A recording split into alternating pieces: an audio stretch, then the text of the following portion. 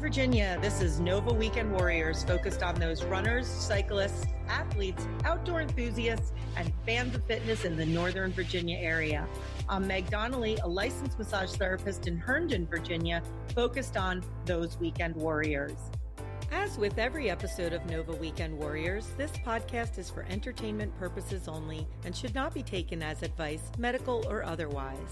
The views of our guests in each episode are solely their own and not necessarily the views of the Nova Weekend Warriors podcast or of Meg Donnelly in her capacity as a licensed massage therapist. And today I have such an amazing warrior.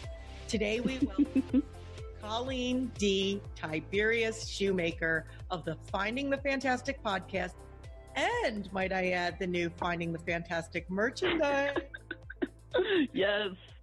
Colleen was a college basketball phenomena before an injury left her on the sidelines. Colleen took that experience and over time learned how not to focus on the negative, but instead how to find the fantastic in each and every day. Colleen, welcome to Nova Weekend Warriors. Oh, thank you, Meg. That was such a fantastic intro. Thank you. It's all about finding the fantastic, right? Right? Exactly. You did exactly what it is. So thank you for having me. I'm super excited because I adore you and what you're doing, and it's amazing. Awesome. So, when I first met you, you're such a dynamic person. You kind of just draw people in with your energy. I love everything you're doing, but, you had a long journey to your current fitness and wellness, the place in fitness and wellness where you are right now. So I want to hear your story. I want to hear about your fitness and wellness journey. Tell us about it. Yeah, absolutely. So like you said, I played collegiate basketball. I had been playing sports since the age of 10. It was literally what I thought I was born to do. The age of 10, from tournaments to practice to games until college. And I got a Division I scholarship, played in college, was pretty good, get injured. I ended up getting 4 screws in my right shoulder. And then boom, the real world it kind of just strikes me where, okay, we can't actually play basketball as a career. We have to go be a big girl and get a job and make this thing called life happen. So basketball kind of like defined you. And then all the 100%. On. Yep. 100%. I mean, all the way down to what I wore every day. Sweats, ponytail, Nike t-shirt, basketball shoes. I mean, that's just what it was. And when it was gone, now I had to wear business, clothes and button-up shirts. And I mean, it sounds like a small thing, but when your entire identity is wrapped around it and then it's just taken away, it is such a depressing, you don't know which way to go feeling. And again, on the athletic side, being a collegiate athlete, any athlete, you have goals, you're determined, you know the path, what you have to do. It's get in the gym, start practicing on the details. But at this point, I didn't know to turn left, to turn right. I didn't know what to do. I lost every sense of who I was and started to scramble. And I got my degree. Thank God my parents told me to get a degree in marketing. And I was good at it, but I wasn't passionate about it, And for about 8 years, it was just this struggle of depression, not knowing what to do, faking who I was. I put on like 200 pounds because, one, I'm not doing the basketball thing anymore. And two, I'm going out to eat it because eating makes me feel good. I'm going out to drink because drinking makes me feel good. I just spiraled. People didn't know I was spiraling because I've got it's extroverted personality, but I was spiraling. And, it was one of those things where I would listen to motivational speakers and inspirational people. And if they told me one more time that it's how hard I wanted it and how hard I wanted to work for it, I thought I was just going to smack myself in the face. Because being an athlete, I got that. I know how to work hard. I know how to move forward. I just didn't know what direction to take. So what I ended up doing was saying, all right, Colleen, the only person who's going to motivate you at this point is you. So let's kick it into gear. There has got to be something in your everyday that is fantastic. That's good. That is making you live this thing called life, because life is not about getting up, going to work, paying the bills, and going back to bed. there's more to it. Let's start finding it. So I would find tiny things, whether it be, I went for a walk and did like 10 minutes walk around, whatever, or my favorite song came on the radio, and I would record them on my phone, and at the end of the day in bed, I'd watch them for myself. I'd be like, all right, you really did, you had a great day. It's kind of like It's a Wonderful Life. You really did have a great life. Mm-hmm. And my friends caught on to this. They're like, Colleen, this is hilarious stuff. And I'm like, what do you mean this is hilarious stuff? They're like, no, it's really good. A lot of people are going through this. I said, no. There's no way. I'm the only one going through this. There's no way people get it. And they're like, no, like we're going through this scenario and that. They said, you should post this all online. And I was like, I don't know. I don't think anybody's going to care, but I decided to do it. And from there, Finding the Fantastic was created. And I think the beautiful thing about Finding the Fantastic is it's about finding something fantastic between the hustle of surviving life and achieving it. It's not all sunflowers, sunshine, and happiness. On Finding the Fantastic, we understand that bad things happen. And if we don't admit that just happened and it made us feel a certain way, we're not going to find something fantastic. A lot of people are like, oh, Miss Fantastic, you're always fantastic. I'm like, no, I'm not. And literally, I started this podcast because it's not good. And I think people feel comforted by the fact that it's okay to not be okay. And we talk about that stuff. So that's a short snippet of my journey right there. Yeah. And I love that too, because I think that, from listening to your podcast, that is one of the things that you focus on. Like, here's something wonderful that happened, but life is not supposed to be wonderful all the time. And right. And I think one of the wonderful things about your approach is, we hear a lot of times, like when you're looking at other people's social media pages, right? You're like, man, mm-hmm. They've got it all. They're always out doing things. They're always happy. They're always that.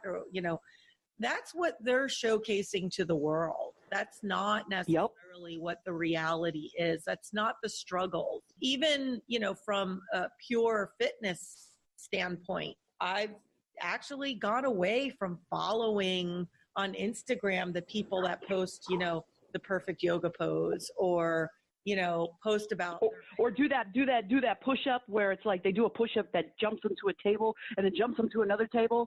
Oh my God. Yeah, which it's like the extreme. Fabulous, and it's wonderful, and I'm so happy for them. But what we do is we internalize that, like, we're not good enough. Oh my God, it's the truth, because I would go to the gym and, I used to work out hardcore, but now, I've lost 150 pounds since Finding the Fantastic started about a year and a half ago. And it's good, but it's like you see all this stuff on social media of these people doing crazy workouts and stuff. Then you go to the gym and 5 minutes into just walking on a treadmill, you just feel miserable and you got sweat running down everywhere. And you're like, well, I didn't even get to the extreme stuff yet. Right. Exactly. That actually brings up a really good point, because I love your philosophy. I love that you are about finding the fantastic, but also accepting that life is going to have its ups and downs. So tell me a little bit more about how you counter that. How do you counter that self-doubt or that comparison against other people? Well, it starts with me understanding that I am uniquely different from every other person on earth. And I think a lot of people, because I'm all about breaking the stereotype, and I think a lot of people, we are kind of herded into genres and to different stereotypes, into different subsets. And to start, I had to realize I am not like anybody else out there. My journey, my story is my own story. And I can't do a diet that everybody else is doing. I can't do a work that everybody else is doing, because I'm going through different things. And I think the emotional part of going through getting healthy has been something that I've had to really identify to try to face. Because, to start, when I first started to really get healthy, I would go to the gym. And I'll never forget it. I'll never forget my first workout getting back healthy when I was 200 pounds over. I go downstairs I've got a gym in a basement, and I start working out. And by start, I was warming up, and it was like 5 minutes into it, and I couldn't breathe. I was a mess, and I started crying, and I started breaking down emotionally, because I was like, this is it. It's game over. I'm no longer an athlete. I'm just some fat, miserable blob who I tried to do this thing. It's not working out. And I just laid there and cried.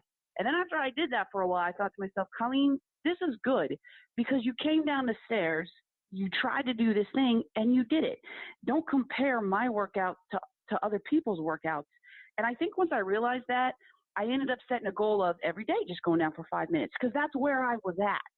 And if I didn't feel like it, it would be okay. But I kind of met myself where I was at. I think in going back to how I even started finding the fantastic was I met myself where I was at. I selfishly recorded motivational videos for myself, you know, and I think we all just need to realize on a health journey, it's you meet yourself where you are at, not where other people say you should be or what you should do. Because I'll tell you what, trainers would make me mad because they're like, oh, no. I would tell them, oh, yeah, I went to the gym and I did 10 minutes on the treadmill. And they'd be like, oh, just FYI, in order to really burn fat, you have to be on the treadmill for at least 30 minutes. And I'd be like, really, dude? Are you serious right now? I'm lucky I just got down on the treadmill. So that's one way I do it. That's great. And I think that's really important too, because I mean, there's good trainers and there's bad trainers. Right. And there's some great trainers out there. And I've met a couple along the way, but I think when you're trying to just emotionally get through stuff, you got to meet yourself where you're at and be authentic with yourself. Totally. And I've stopped. So I am a recreational, I call it yogging. It's a combination of jogging and yawning. Yes, I love it. But I've stopped now. Like I don't have a Garmin. I don't time myself. I don't do anything because, you know, I work on endurance and elite athletes and in my profession. And then all of a sudden I was like, man, my 15-minute mile, my 12-minute mile, like I was so down and so hard on myself. Yep.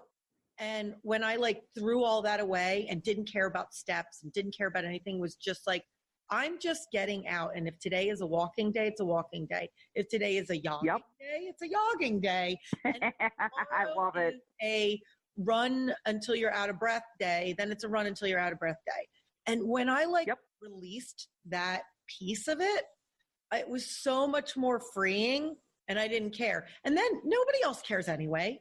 My friends and my clients that do an 8-minute, 9-minute, mile or even better or worse or whatever, they're like, oh, cool, you got out there. That's all they care about. Nice. Yeah. Nice. And the people who do care, you don't want to care about anyways. The people who are like, oh, well, I did this. Man, don't associate with them because they're not helping your journey. They're not part of your fantastic journey. You don't want none of that. I mean, they can be like that for them. I definitely have people that exactly self-motivated and want to do better or, see where the next level of athlete is and they want to beat that. And that is fabulous for them and their journey. But the people that are most successful in that are the people that are worried about their journey and still able to congratulate you on your journey as well. And those are the people around, right? Yeah. Oh my God, yes. Surround yourself with those type of people. They're hard to find, but if you can find it, latch onto them. It's so true. So true. And at this time, I want to mention today's sponsor. Today's episode is sponsored by Eldon Street Tea Shop. Herndon's tiny tea shop helping you live the loose leaf life. I love Eldon Street Tea Shop. They're actually the only teas that we carry when you are in the massage studio. Rachel knows a lot about teas and just super excited to have Eldon Street Tea Shop coming into their permanent space very soon. So you can check them out on eldonstreettea.com. And now back to our episode. All right. So, we were talking a little bit about trainers and, there's a lot of people that can help us with our fitness and wellness journey. And I'm sure you've worked with some of them. Can you give us maybe some tips and some tricks about when you're talking to someone? Like how do you dig through to find the gems among everything else? So that's a great gold mine of a question there. It is not easy. I think if after you figure out who you are and where you're at authentically, like this is what I need in a person, I think it kind of just comes naturally. One of the I think main keys is when the person you got to start. You can't ever sit down with somebody after a first conversation and really know. Now, I mean, if it's somebody who's like, oh yeah, I require my people to always push themselves, or I will always make, I'm going to tell you to dig harder and go faster. If you're not that type of person, you're going to know. Like I remember being at the gym once and I was there by myself, just trying to do my thing. And I look over and there's a trainer yelling at a guy, oh, come on. And the guy's just collapsing. And you can tell the guy's getting frustrated. And I'm sitting there going,